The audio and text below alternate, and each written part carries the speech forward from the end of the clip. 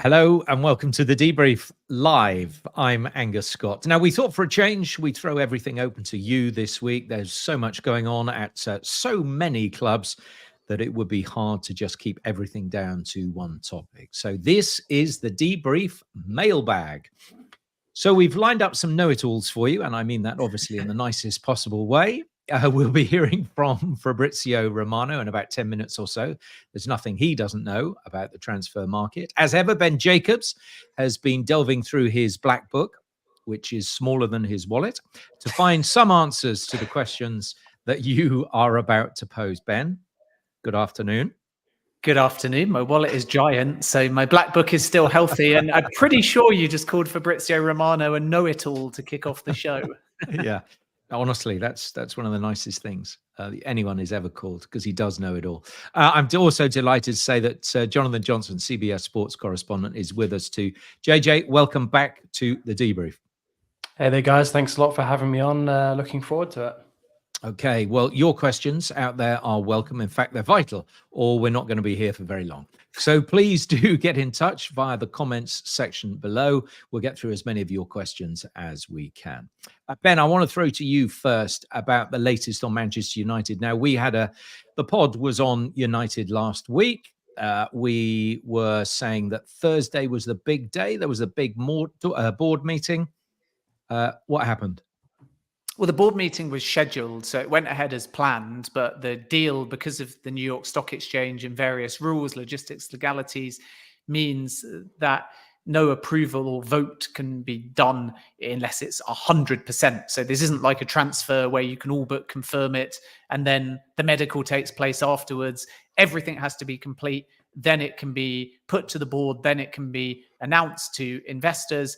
And then obviously Manchester United can make a formal announcement. So there was nothing in the end voted on at the board meeting. That was a possibility, but it was never definite. But there's still a feeling that it's a case of when, not if, with Sir Jim Ratcliffe and Manchester United. And seemingly what sources indicate is in the next few weeks, everything should be pushed through. After that, there's, of course, some other box ticks like the Premier League owners and directors test and various other things that need to take place. The transfer of funds, of course, all of these can add a little bit of time. But Jim Ratcliffe is looking to try and get in and have his sporting control in order to, let's say, influence the January window, even though Manchester United are not necessarily thinking about anything too big then. And then he'll have a transitional period where he can review the club with a view to being stronger in terms of any type of day-to-day control over the summer, which is why it's obviously important that it gets done quickly and Manchester United get Champions League football, because that will also help financially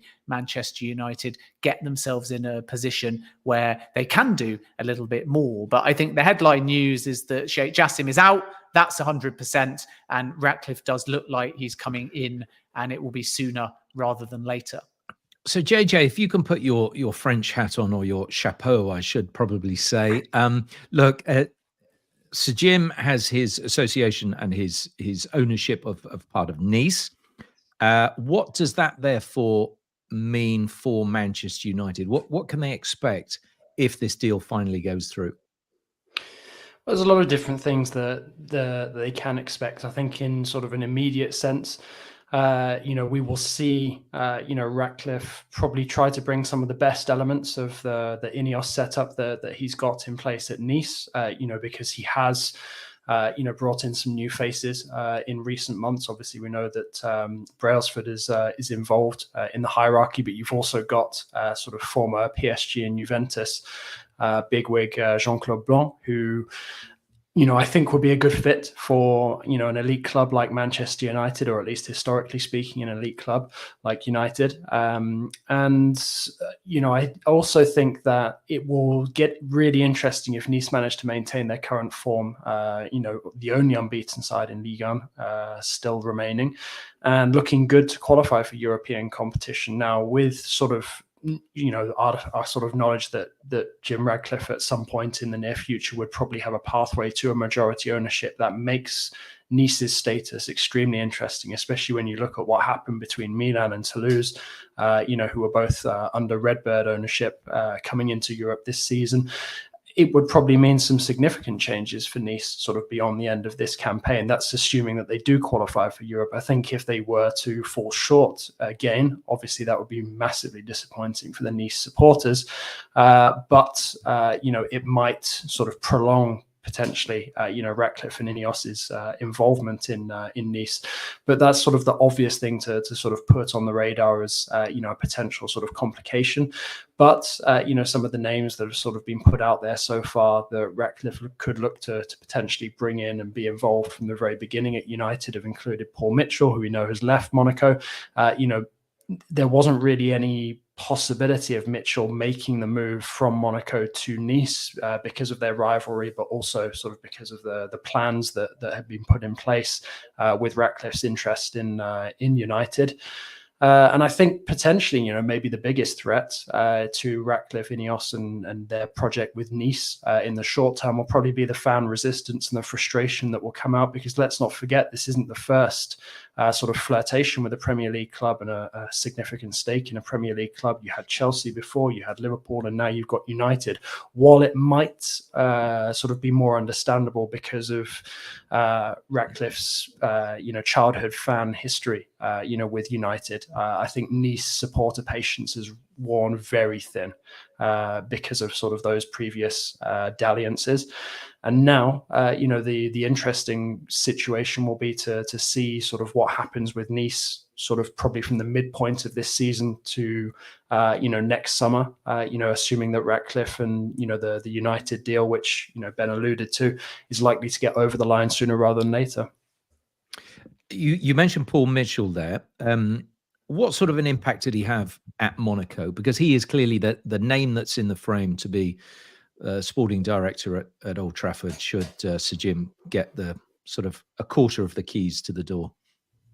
Yeah, I mean, he's done, I would say, quite an underrated job in many ways, because he inherited a very messy situation, an extremely bloated squad. And also, when you come into that role with Monaco, you're not really just overseeing the Monaco squad, you're also overseeing the Cercle Brugge squad as well, because, they share the ownership.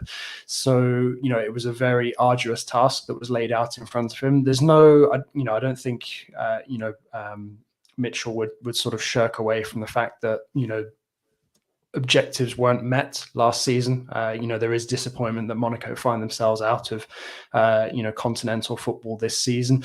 But overall, sort of compared to the situation that he inherited, he left Monaco in a reasonably, stronger position, or at least a more organized, manner. It was... it didn't always go quite according to plan, and European qualification has sort of been up and down, but that's also kind of par for the course with Monaco, given the project that is in place and always has to be in place, given the nature of the club. But I do think that he showed, his pedigree over the years, and you can see why, he's being lined up for this kind of role. You look at the experience that he's had, not just with Monaco, but with the Red Bull Empire as well, and there was a feeling in France that he had been looking at potential ways to get back to England, back to the Premier League at some point in his future. And it seems like this is the right opportunity at the right time for the right person. Okay, keep your comments coming in, because it's all about you today. We want to hear everything, all the questions that we hopefully can answer for you. I want to move on to one straight away from Ankush Anand, who says, any chance of the Qatari bid effectively coming back for Manchester United, Ben?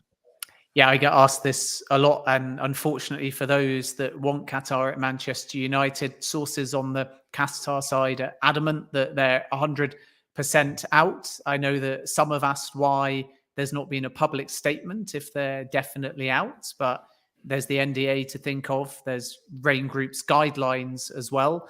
And as you well know, Angus, because you've lived in the region, much like I did for the best part of 5 years, you don't always want to make that statement, because suddenly you're not controlling the narrative. What Kattar wanted to do was jump before they were pushed and pull out on their own terms, because then they can tell their side of the story.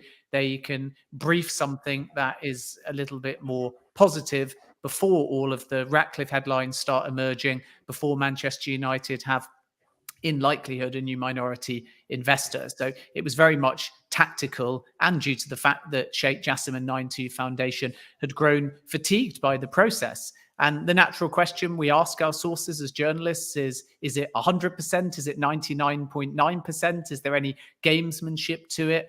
But it's very clear the Qatar position that they are 100% out. And you can look at that as 100% because they feel Ratcliffe has won. You can look at that as 100% because they got tired of the process. You can look at that as 100% because they don't believe the Glazers want to go. Or you can look at that as 100% because they were never quite what they said they were. And their valuations are not necessarily matching the PR that we've seen. And everyone can have their own interpretation. So this isn't me necessarily saying it's one or the other. Those are the different permutations. Some close to the selling side have always been dubious of Qatar, but those on the Qatar side have been quite consistent that they were debt-free, they were double or almost the market value of the club, and they had placed investment on top. So obviously on paper, there's a lot to like about the Qatar bid.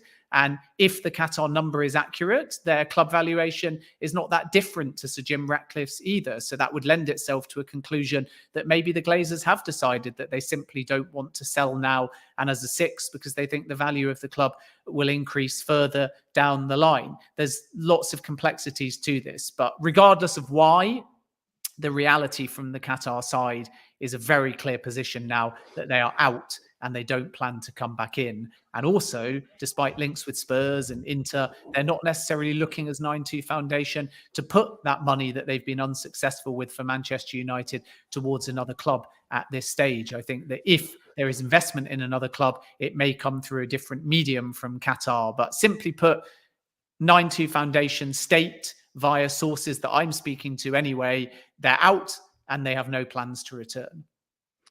Okay, another question here from Anana. How will Sir Jim Ratcliffe manage to fund the team and rebuild, improve the stadium and pay off the debt?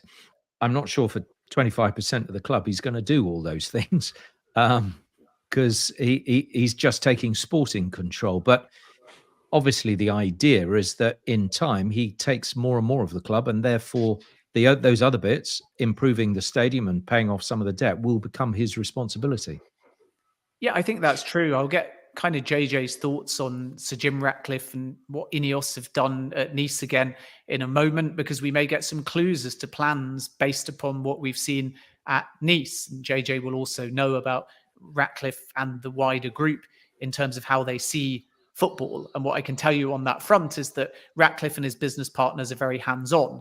And a name that we've not mentioned, for example, that could play a key role at Manchester United is Jean-Claude Blanc, who's joined from PSG. And again, JJ will be able to go into that detail. But regarding how it's actually going to be funded, I think that we need to understand the structure because there's lots of different possibilities. But one option is that Sir Jim Ratcliffe ends up adding, as he always said when he wanted a majority stake and control, pledged investment on top.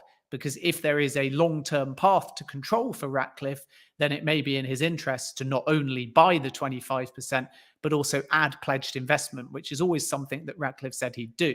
So therefore, you actually get two kinds of injection, one for the percentage and then one on top of that. And the second part could also come through an injection of equity into the club. I won't go into great detail because we're speculating still over the structure at this point, but it is one possibility that Ratcliffe might inject equity and buy 25%. So then your 25% will be a mix of likely A and B shares. Some will go to the Glazers, some could well go back into the club, some could go to the other A shareholders. On top of that, he may inject equity into the club to get another 5 or 10%, taking his stake to 30 or 35%. And that injection of equity would be directly pumped back into the club to fund the stadium redevelopment and other projects. But it's clear that the maths don't add up at the moment because your stadium redevelopment could be 2 billion, certainly 1.5 billion. Then there's Carrington redevelopment. Then there's existing transfer fees that still need to be factored in and paid off. There's obviously the debt.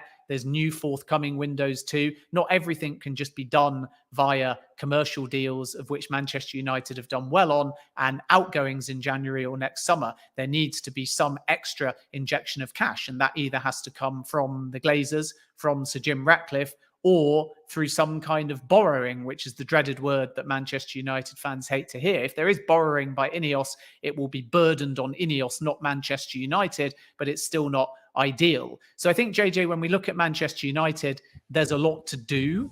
Is there anything that you've seen at Nice that suggests a strategy they may adopt, whether in terms of specific things done or personnel who have been involved? Yeah, it's an interesting one. I think the insistence on, having such authority on sporting matters from day one, would suggest that very much the sort of plan that was put in place for Nice's previously ambitious project, to try and challenge at the top of Ligue 1, go toe to toe with PSG season after season, and ultimately try to win the French title, which has since been walked back by Nice president River.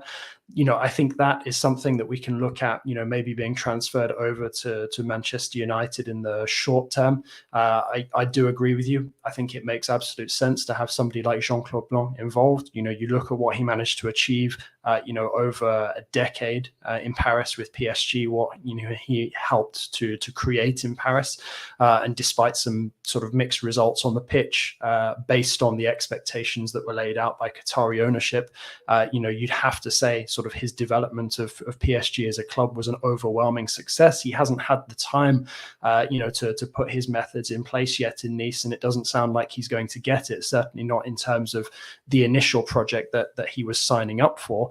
But I do think sort of one of the first things that they would need to address, once they get their foot through the door at Old Trafford, would be the manager situation, because we know that Erik ten Hag has been afforded, a big amount of influence over what's going on the pitch at Old Trafford. And if there's any doubt, whether it's with, Mitchell, whether it's with Blanc and any of these potential characters who could immediately come on board with Ratcliffe, if there's any doubt over sort of some of the pieces that are already in place, I think tough decisions would have to be made, because we've seen in the past, since Ineos, took over at Nice, when they've trusted figures who were already in place, it hasn't necessarily worked out well. You look at the situation with Julien Fournier, obviously, you can't necessarily judge Nice's ownership based on the scandal that Christophe Galtier and Fournier were embroiled in. But the fact that Fournier was there, left and then came back, that was perhaps a misjudgment on Ineos's part in terms of, how they wanted the sporting project to be overseen. So I think they'll learn from that experience, and perhaps go with, some of the bolder choices that they've been making recently. Because if you look at this Nice squad, yes, it's unbeaten near the top of Ligue 1, but in terms of what they've decided, the direction, for the club to go in, going with a fairly untested young upcoming manager like Francesco Farioli was a very bold choice, but it's one that's paying off so far. And they do still have, some very talented young French players in that squad, the likes of Todibo, the likes of Thuram. So you can't say that it's been a complete failure for Nice on the sporting side of things when you look at what's been going on the pitch. And it's funny, really, the way these things work out, that we're talking about, Ratcliffe and Ineos potentially, looking to move operations to Manchester United over the medium to long term, when things could finally work out in the short term, with the Nice project that they've been putting the pieces into place for over the last couple of years. But it is, something that I think would need addressing very early, sort of the question of whether they move forward, with somebody like Ten Hag at the helm, especially if Mitchell comes in, because we know that Mitchell's come from the Red Bull empire. And you look at what Monaco did over the last couple of years, there's been a very strong Red Bull influence there. So that's something that could potentially be a storyline to watch, should Ratcliffe, manage to get his foot through the door and start bringing some people in with him. Okay, do keep your questions coming in. Thanks, JJ, for the moment. Thank you, Ben, for the moment. We want to hear from you. They are here to answer your questions. Me too. If there's anything that you want asked, then do that, and we'll try and get it answered for you as soon as possible. But in the meantime, let's head over to Fabrizio Romano, who we caught up with just a little bit earlier to get the latest on the transfer dealings around the world. Fabrizio, if Sir Jim Ratcliffe does come into Manchester United, do you expect them to have a busy January transfer window? No, I don't think it's going to change a lot, honestly. I think for Manchester United, the January transfer window is going to be about opportunities in any case, with or without Sir Jim Ratcliffe. So I expect something similar to last year. So if they find an opportunity, like in that case was Weghorst or that kind of deal, I think Man United will go for it. Otherwise, I think their mission will be to do something important next summer, to prepare the squad next summer. Of course, it also depends on other factors. As we always mention, it's also about the recovery of Lisandro Martinez. I think that's going to be a really important part of the story for Manchester United in January. They want to make sure he's 100% fit for the second part of the season. And so that story of Lisandro is going to be crucial, together with the future of Harry Maguire. Maguire is now doing well, but we have to see how it's going to be the situation at the end of December when Man United will make decisions in terms of centre-backs. And then the story of Jadon Sancho is going to be important to understand if Man United want to do something also in offensive positions or not. But in general, I don't think this is not going to have an impact in terms of spending big money already in the January window. We'll come to Jadon Sancho in a moment, but is Paul Mitchell the favourite to be sporting director? He's a candidate for sure. He has a great relationship with Jim Ratcliffe. He knows him very well. He knows people close to him. So for sure, he's always been appreciated by people at Ineos Group. And so for sure, he's a candidate. At the moment, I'm told that nothing is decided yet. So there is still no communication to Paul Mitchell or to other people close to Manchester United board that he's going to be 100% the new director. So for sure, he's a candidate. For sure, there are discussions. But at the moment, it's still not a guarantee that he's going to be the new director. It's also important to understand what's going to happen with other people in the board at Manchester United, like John Murtaugh and all the other people taking care of the transfers of Manchester United in the recent years. So there are still many things to decide before we can say that he's going to be the new director, but he's a candidate for sure. What is the latest on Jadon Sancho? It seems there's no apology upcoming, so therefore it's likely he's on his way out in January. Is there a sort of price that Manchester United want back on their investment in him? Look, at the moment, from Manchester United, there is still no mention of price for Jadon Sancho. I think they know that at the moment it's not guaranteed that it's going to be a permanent transfer. That could be a loan deal, maybe with a buy option clause included. So I think they will be open in January to any opportunity. Of course, they would favor a permanent transfer. That would be perfect to have their money back after what they spent to sign Jadon Sancho from Borussia Dortmund. But at the moment, they know that in the January transfer window, to find a top club in Europe prepared to pay, maybe, that's my opinion, not the official price, something in the region of 50-55 million pounds is not going to be easy. So we have to see what happens there in terms of formula of the deal. And in terms of updates, at the moment, absolutely no change. There is no apologize from Jadon Sancho. At the moment, the feeling of people at Manchester United is very clear. It looks like it's 90% over between Jadon Sancho and Man United. We keep at 10% because everything can happen in football. But as of today, it reminds of the situation of Cristiano Ronaldo 1 year ago. The situation is really complicated, and for Manchester United and for Erik ten Hag himself, when the situation is tense, he doesn't want to have any problem internally at the club, and that's why the feeling is that Jadon Sancho has to find a new solution on the January transfer window. Fabrizio, Calvin Phillips isn't getting the game time that he craves at Manchester City. There's a Euros coming up this summer. Will he stay or go in January? I see him leaving. At the moment, it's not 100% decided yet, but the feeling I have, speaking to some sources, is that it's very, very likely for Calvin Phillips to leave in the January transfer window. That's the idea, that's the feeling, because the player in public, but also in private, being very honest with people close to him, is always telling that he wants to play. He wants to be a regular starter. He wanted to try this new opportunity at Manchester City in this first part of the season, because in the summer he had some opportunity to go, maybe on permanent transfer or on loan, but the player always said that he wanted to stay at Manchester City to fight for his place. But now we are at the end of October, he's almost never playing. And also for the Euros, for Calvin Phillips, it's always important to be on the pitch and to have the opportunity to develop. So he's being super professional. That's why Manchester City are very happy with his approach, with his mentality. But at the same time, they know that in case they receive proposals for the January transfer window, it's going to be very likely for Calvin to leave. So at the moment, it's not something that they decided in a direct meeting, but both sides, player and club, see this situation in the same way, with a likely exit in the January window. And what about Victor Osimhen? Is there any truth to the rumour that Liverpool have made contact with him?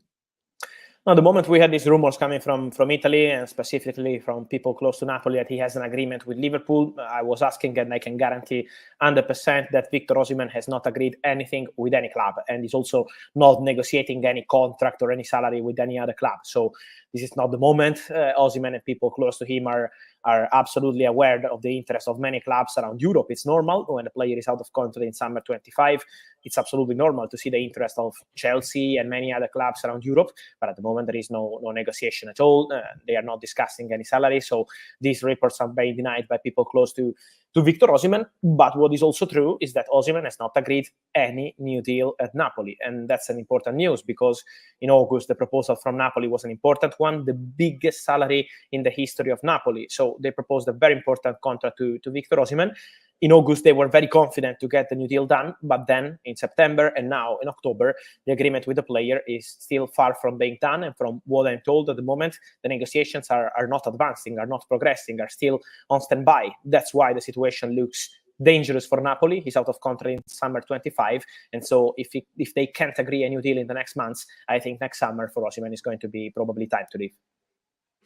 And what about Ivan Toney, another striker people are looking at? Is there anything new on his situation? Well, there is a lot of interest since he joined the Stellar Agency in the summer. It was August when he decided to move with Stellar Agency. The idea of the player is to move to an English top club. There was interest from many clubs already last year, especially from Italy also. Some important club wanted to consider that opportunity to go and sign Ivan Toney, but now joining Stellar Group, it means that for the player, the priority is to stay in England, to stay in Premier League and join a top Premier League club. At the moment, there is still no negotiation with Brentford, so we are at very early stages. I would say that we are at the interest stage for the Ivan Toney deal. There is interest from Arsenal, for sure. He's a player appreciated by people at the club, so they consider Toney as an important striker. But we have to see if Arsenal want to spend big amount of money again after what they did in the summer with many players, obviously like Rice, Havertz, and all the others, if they want to spend big money again in the January window on a striker like Ivan Toney. Same for Chelsea. We mentioned them for Victor Osimhen, but Ivan Toney is another striker that they are following and monitoring, because they will go for a striker in 2024. Let's see if it's going to be January or summer, but the idea to go for a striker is still there since last summer. And so I think Toney is still a player appreciated by Chelsea. We have to see what Tottenham want to do. At the moment, they're very happy with the performances of the squad, but in case they will go for a striker, Toney could be an opportunity for many clubs, I think, around Europe. But the priority of the player is to stay in England, and for Brentford, the price tag has to be something around £65 million, not less than £65 million. They want more than this, but the feeling of sources is that around 65 the deal could be done. Fabrizio, we spoke about Calvin Phillips potentially leaving to boost his England chances. What about Aaron Ramsdale? It seems clear that David Raya is the number one at Arsenal. There's bound to be interest in Ramsdale. Any chance of a January exit? I will keep that open, but at the moment I'm not aware of any negotiation, also because the goalkeepers market is different. For a midfielder, it's pretty easy to leave in the January window because you always can find an opportunity around Europe. For goalkeepers, to leave and have a guaranteed spot in an important club is not that easy. If you look at all the top clubs around Europe, almost everywhere they have a goalkeeper, and they have an important goalkeeper there. So it's not easy to go spend big money on Aaron Ramsdale and move on the January transfer window. Usually the goalkeepers always move in the summer window and when there is a domino of goalkeepers. So that's why at the moment there is still nothing concrete, still nothing close. From what I'm hearing, Arsenal are not negotiating with any club. They still hope Ramsdale will accept to compete with David Raya till the end of the season, and then make a decision in the summer transfer window when they understand that the situation could be different. But at the moment, I would still keep it open because we never know. We know that with injuries or this kind of things, things can move really fast, as we saw with Kepa at Real Madrid, for example, when Thibaut Courtois was injured. So we have to keep it open, but at the moment, there is still no negotiation or nothing concrete. There's Fabrizio for us. As ever, with us every week. Do keep your questions coming in. One thing I didn't ask him, only because I wanted to ask you, JJ, exactly what the latest was with Kylian Mbappe at PSG. Yeah, it's been a funny old time for Kylian Mbappe and PSG. Just over the weekend, he scored and got an assist against Strasburg, so that actually brought an end to what was a goal drought of a calendar month for Mbappe at club level, which is quite unlike him. But obviously, over the international break, we saw him in fine form with France scoring twice against the Netherlands to qualify Les Bleus for Euro 2024. Also scored against Scotland in that friendly as well. So he's certainly coming back into form at an important moment in the season for PSG. Obviously, they've got that big and important doubleheader in the Champions League against Milan coming up. But they're also not top of Ligue 1 still, and they've got a big clash with league leaders Monaco looming towards the end of November. To bear in mind, obviously Mbappe's former club as well. But it's been a tough start to the season, and I think form-wise, you're certainly seeing the impact of Mbappe having had not much of a pre-season. In the fact that fitness-wise, he's struggling perhaps a bit more than he would have done in previous seasons. But equally, with everything that's sort of coming up for him and, for the French national team, not only with the Euros, but also with the Olympic Games as well in Paris next summer, perhaps that's not such a bad thing because that is, hugely important to him. And PSG have known this for a couple of years. But in terms of sort of potentially a breakthrough regarding his future, a potential contract extension or him moving on, there's not really been any sort of major progress as far as I'm aware in terms of him, being ready to pledge his future to the club or being ready to agree to a move elsewhere. It sounds like a lot will depend on how PSG fare in the Champions League this season. There is a bit of optimism sort of around the squad at the moment with the ideas that Luis Enrique is putting into place, with the fact that there's this new French core being redeveloped, not just with some of the players that came in this summer, the likes of Kolo Muani, Barcola, Hernandez. You've also got the likes of Warren Zaire-Emery, who's really now becoming an integral figure for PSG under Luis Enrique. But, there's this idea that PSG are now just sort of more than the big star names that they used to be when they had the likes of Neymar, when they had the likes of Messi. And obviously there's another important factor at play when you're talking about Mbappe as well, and that's the commercial future of Ligue 1 and French football, to which Mbappe is absolutely vital.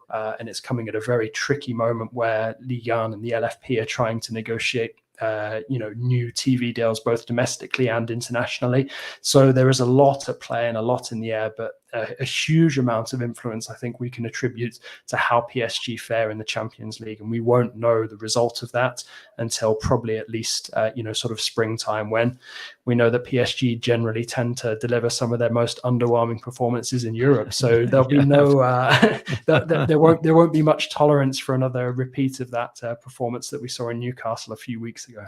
Yeah. Let's move slightly nearer to home.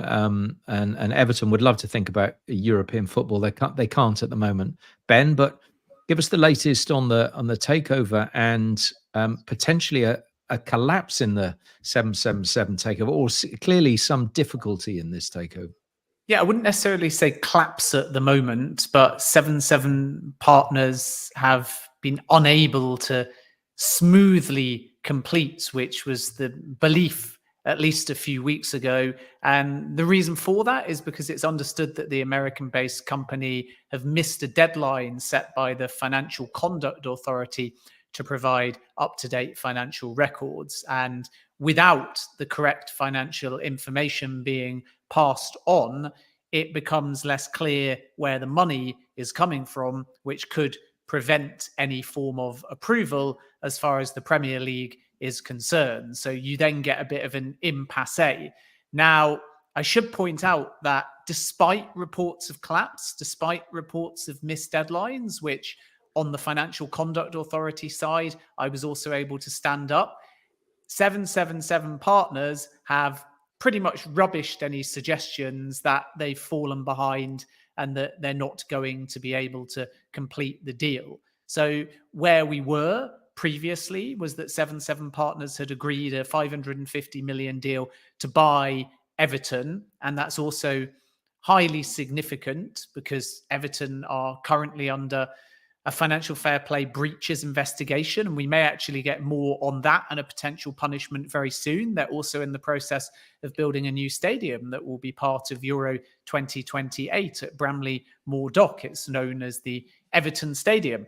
So all of that is contingent on new investment in order to keep the club going. If they get points docked, if they have FFP breaches, they might end up opening up a new stadium in the Championship and not being financially healthy. And this is why the deal is essential, that it has to go through, but it can't unless 7-7 partners show their proof of funds and the process and all of the regulatory elements are transparent. So again, there's two sides here. The FCA speak as if a deadline was missed. 777 partners counter, saying that all relevant documentation was passed on and that the process is on track. So I don't think we can say collapse yet, but what we can say is that there are hitches to the process, which I still think will eventually get done, but it's a little bit more in doubt than it was a few weeks ago. JJ, you know a little bit about this group. Yeah, it's I mean, 777 are fascinating. They have been for the last couple of years, because obviously their rise to sort of prominence and having a say in a number of European clubs has been sort of very overnight in how it's come through. But I'd say one thing that has sort of emerged as sort of a recurring theme in all of that is how a lot of the time the deals which sort of put them into power in the first place often get forced through. For example, speaking sort of solely sort of in my own backyard, with in France, they've got Red Star, who are currently top of the semi-professional third tier, 5 points clear with a game in hand. So things look good for them finally to move back up to the fully professional second tier. But that deal itself got forced through in the face of quite significant fan opposition. And since then, it's been very well documented that there are big question marks, not only over 777's finances, but also just the way that they handle the clubs and run these clubs. We've seen them add, other names to their stable since, the likes of Hertha Berlin, who find themselves struggling now in the second tier in Germany as well. So, it's baffling in many ways that they're, linked with such a problematic Premier League club, that would take a lot to turn around, not just in terms of sort of financial resources, but sort of in terms of the expertise, the project, the kind of vision that would be needed, to keep, not just to put Everton in a better place than they are now, but actually just to sort of keep them from falling out of the Premier League. Because regardless of who's owning the club at that time, if they were to fall out of the division this season, it could be potentially catastrophic for the club. So it's certainly, I wouldn't say that they've covered themselves in glory in France so far, but there is a feeling generally sort of across Europe in some of these countries where they do have interest, like Belgium with Standard Liège, for example, that there hasn't been sort of enough of a track record established to really feel truly optimistic that they could turn around a club that's in as much turmoil as Everton has been the last few years. I just want to get through a couple of questions before we have to go. One of them is on Andre Santos. An intriguing question it was, but basically this is a generic one. Your thoughts on Andre Santos plans? Where does he go? Ben, you're put your Chelsea hat on because you've got good insider knowledge of Chelsea and what's going on there. What are the plans that Chelsea have for Andre Santos? Yeah, I think it's more about putting a Nottingham Forest hat on and a Steve Cooper hat on, because Andre Santos has gone on loan to Nottingham Forest and he's not really playing. And as a consequence, the loan has no benefit to Chelsea. So I think that this will be assessed in January. Nottingham Forest have got a big squad. They've made a relatively positive start to the season. And within the season-long loan that Andre Santos has at Nottingham Forest, there is a break clause in January. In addition to that, there are some financial penalties from Nottingham Forest's perspective if Andre Santos, when fit, is not playing regularly. And that's quite interesting because Chelsea can't tell Nottingham Forest who to pick. Santos could be fit and just below the standard, or not the fit for the tactics that Forest are looking for. But generally, if he's excluded throughout this loan period, then there will be penalties of sorts to Nottingham Forest. Now, I don't think that is Steve Cooper hasn't picked the player, so Nottingham Forest have some kind of Santos fine, because that would be relatively ridiculous. I think it will be more about the original finances that have been agreed between Chelsea and Forest, and the less games he plays, ultimately Nottingham Forest will be in a position where it becomes either more expensive to them, or alternatively Chelsea have means of benefiting, and that may allow for this to drag on for the full season if it's headed in a positive direction, because there is some kind of incentive for Forest to be playing Santos. But we may be in a position where Chelsea just decide to draw a line under it in January because they can find a better fit, whether that's in their squad or whether that's elsewhere. I think the latter is more likely, because as everyone gets fit for Chelsea and if they gather momentum, it may be harder for Santos to return mid-season and break into the Chelsea fold. So then he still wouldn't be getting that many minutes. So I think that option number one will be that he gets up to speed at Forest, and if he stays fit, then it's a season-long loan and he plays more, and Forest will effectively be penalised of sorts if he doesn't. Or option number two is that Chelsea realise that the loan hasn't worked out, and because Santos isn't playing, they'll bring him back in January and they'll loan him out somewhere else. And there's plenty of interest in Santos. So if Chelsea do bring Santos back, they won't be short of suitors for another January loan. Well, he's only 19, isn't he? I think. JJ, Strasburg, is that an option for Santos? Have they looked into him? I mean, I think you'd have to give it serious consideration. Obviously, the links between Chelsea's ownership group, Bluco, and Strasbourg are there. You can look at what's happening with Strasbourg on the pitch at the moment. Started the season very encouragingly, but their form's dropped off a little bit of late. They do currently already have Angelo on loan there as well, who's faring very well, despite it being quite a mixed start for Patrick Vieira. So I do think that's an option that could potentially be looked into sort of midway through the season. But that's assuming that, going back to Ben's point, that the decision is made, to potentially bring him back from Forest and look to recast him somewhere else. I do think, sort of looking at having seen them in action over the weekend against PSG, they definitely benefit from somebody of his talent, of his ability, if he was available to them. But obviously that decision would have to be made, closer to the end of the year in the January transfer window. Okay, good stuff. It'll be interesting to see how Patrick Vieira does get on there, actually. Well, Ben, there was a lovely comment we had earlier on. I think it was Aravinda who was singing your praise. Oh, thanks a lot, Ben, for clearing and explaining in detail about things which are all going on. And thank you, Court Offside, for this amazing job, what you guys done. Ben, I'm a huge fan of yours. It's easy to be a fan when you offer people backhanders before the show to write nice things about you, though, isn't it? Good old Aravinda. Yeah, your mate. Anyway, it was lovely to hear from you, Aravinda. And Ben is here every week on the Debrief, trying to keep you up to date with everything that is going on, not only in England, but also in Saudi, and with JJ here in France. And we've had the US link as well before. So we do try and keep across as much of world football as we can on the Debrief. I think at that stage, we have probably done enough, gents, and answered as many questions as we can. We've also had Fabrizio Romano. So my thanks to Jonathan Johnson for joining us again. Or anytime you are welcome, JJ, to come back on the Debrief.